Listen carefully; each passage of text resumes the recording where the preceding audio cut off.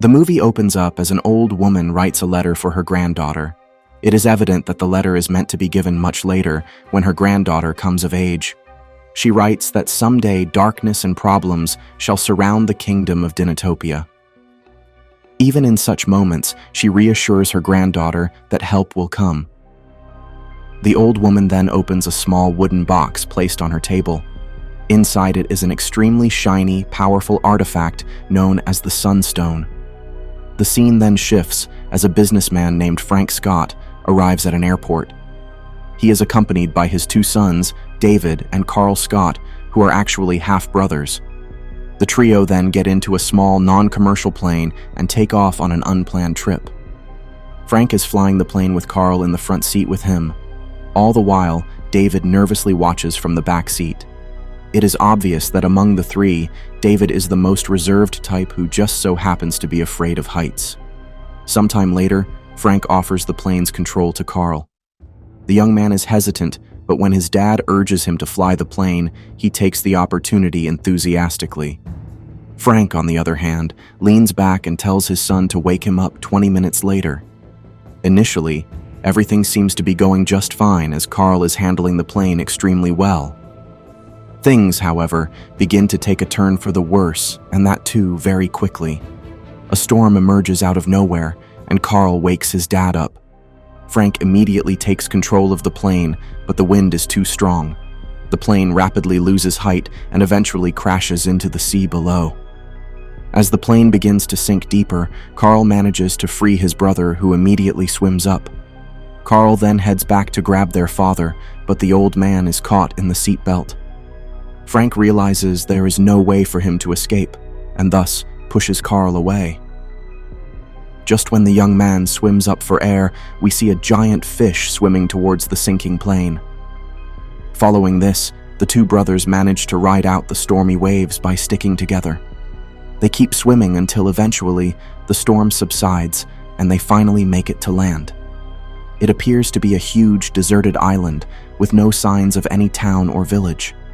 While gathering their strength, the two brothers also talk about the deadly disaster they just faced. David says that they should have stayed back and saved their father. Carl, on the other hand, reveals that there was nothing he could do in that situation. Nonetheless, the two brothers then head towards the interior of the island. They walk for several hours, and David notes something really weird. All the islands around this place look exactly the same, while there seems to be absolutely no signs of life. They are discussing this matter when they come across a giant Tyrannosaurus Rex skull. The two brothers are left speechless as it appears to be the real deal. Suddenly, a section of the giant rock explodes into smithereens. The two brothers duck and take cover from the falling debris. Meanwhile, a figure appears from what was the mouth of the giant dinosaur mouth. He loudly yells out that he is just an archaeologist who is searching for possible sunstones and also has the permission from the Vulcan Council. This makes no sense to the two brothers who stand speechless. After the strange man sees the duo, he immediately realizes that they are not from these parts.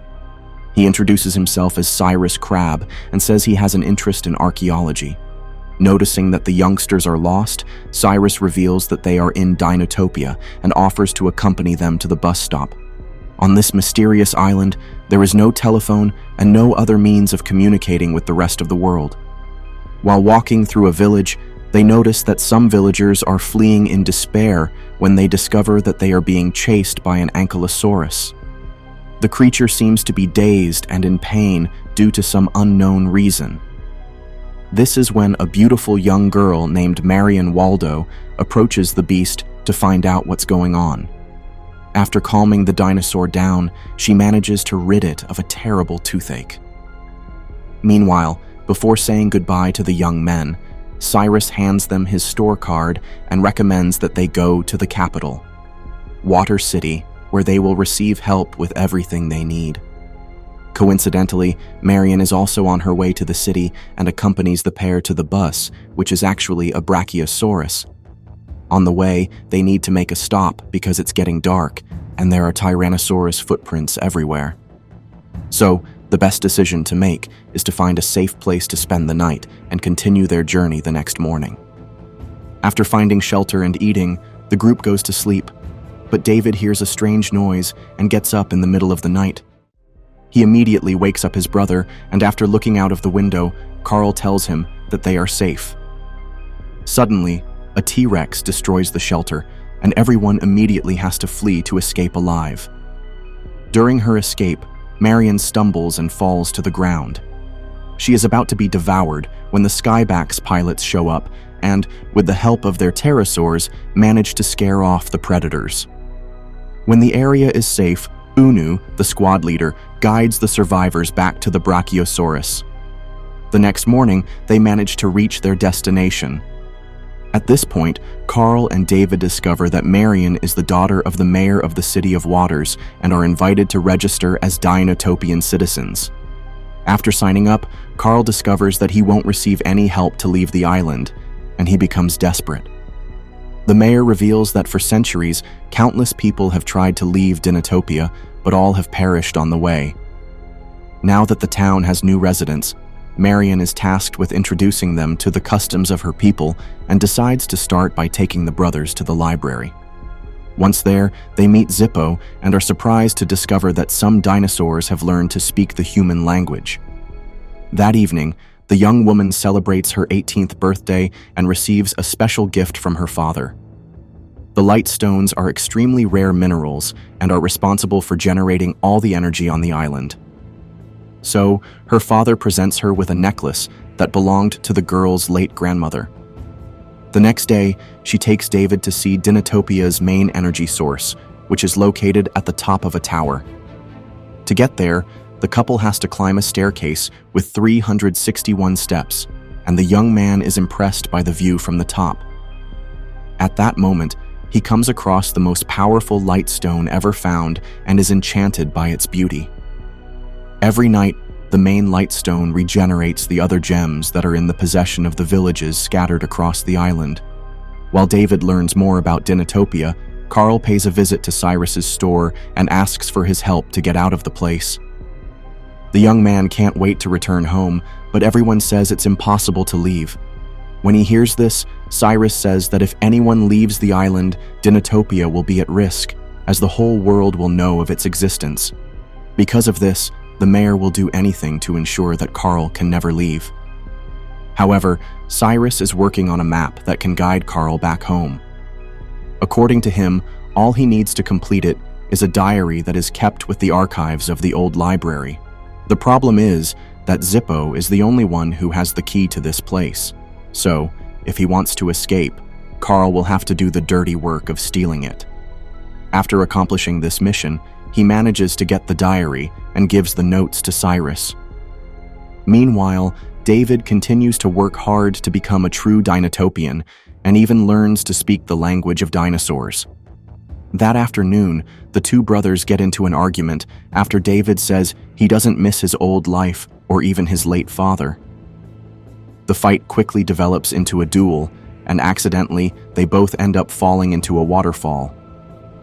After the fall, David collapses, and the pair are carried away by the current until Carl finally manages to drag his brother to shore. When they realize that the young men are missing, Zippo and Marion set out to look for them and enlist the help of a messenger bird to track them down. Hours later, while Carl is drinking water in a river full of crocodiles, the bird manages to find him and returns to Marion to inform her of the young men's whereabouts. Shortly afterward, the young woman arrives at their location, and Zippo is amazed to realize that he has just found a temple that has been lost for centuries. The dinosaur believes that those drawings on the wall could lead to one of the entrances to the underground world. According to legend, this is where all the light stones are produced. As they are about to leave the temple, the group realizes that there are predators surrounding the river, and Marion tries to cross the bridge without being devoured. Fortunately, the young woman manages to reach the other side unharmed, but Zippo is not so lucky.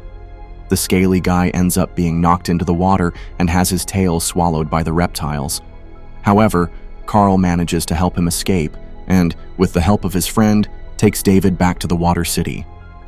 A few days later, the trio visits Rosemary, Marion's mother, and the mayor's estranged wife. Unlike her ex-husband, she lives in a small village and has a real passion for country life. Among her main duties is the responsibility of deciding the fate of the young people in her village and selecting each of them for the job that best suits their vocation. The woman then assigns Carl to work in the nursery so that he can help look after the baby dinosaurs. On the other hand, David is sent to train with the skybacks with the aim of becoming a pilot. Finally, Marion is sent to Canyon City with David. However, unlike him, her mission will be to study the pterodactyls. On his first day at work, Carl meets Samantha, Marion's younger sister, who introduces him to the nursery. All the inhabitants of Dinotopia must have a dinosaur as a life partner, and Carl's is yet to be born. His egg is number 26, and he has to look after it until the baby hatches. Meanwhile, in Canyon City, David joins the rest of the class for his first lesson as a skyback's pilot. Unu, the squadron leader, is responsible for instructing the new cadets and reveals that only 12 pilots are selected each year to be part of that group. At that moment, Marion is standing on a rock observing the pterodactyls and taking notes. While observing these creatures, she realizes that one of them has been rejected by her gang for being different from the others, as it is albino. The animal can't get along with other individuals of its species, so Marion tries to get close to it and begins to form a bond with the dinosaur. As part of his lesson, David needs to learn to balance in order to stay on top of the pterodactyl during the flight, so he trains on a machine but is unable to perform well. A few days after starting work at the nursery, Carl realizes that his egg has started to crack and he can finally meet his dinosaur. On seeing the baby, Samantha asks the young man to choose a name for him, and thanks to his lack of creativity, Carl decides to call him 26. One day, while watching the skybacks, Marion ends up being attacked by them, and David rushes to help her. When she was about to be devoured, the young girl used her light stone to defend herself and managed to ward off the dinosaurs. Even after spending several weeks in Dinotopia, Carl can't get used to living there and walks along the beach while trying to find a way off the island. At that moment, he spots an abandoned boat and decides to make the necessary repairs so that he can use it as a means of transportation to escape. While working on his new project, the young man receives a visit from Cyrus, who advises him not to leave without a navigation map. The man says that he can get this map for Carl as long as the young man steals the Stone of Light from the nursery and gives it to him. After weeks of intensive training, David and his class finally take their first flight. Sure, I'll continue generating the text based on the provided story outline. The young man is excited to receive his saddle, but soon discovers that he will have to pass a final test before being approved to become a skyback's pilot. The young man must spend the night in the nest of a pterodactyl, only after which he will receive his saddle. When she finds out what has happened, Marion goes to visit her friend and offers to accompany him on this mission. During the climb, the young woman encourages David not to give up on his goal and ends up slipping while trying to climb one of the rocks.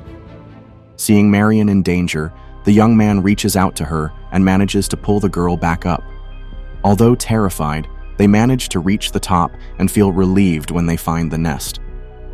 During the night, the couple are visited by an albino pterodactyl, and David manages to communicate with it. He then discovers that the animal is called Free Fall. Determined to leave Dinotopia, Carl makes the difficult decision to steal the light stone that supports the nursery and plans to use it as a bargaining chip to get the map that will take him home. What the young man doesn't realize is that Cyrus isn't interested in helping him leave and sabotages the boat that Carl has spent several days working to repair. After making the exchange, Carl begins his journey across the ocean, and Cyrus discovers that he has been tricked.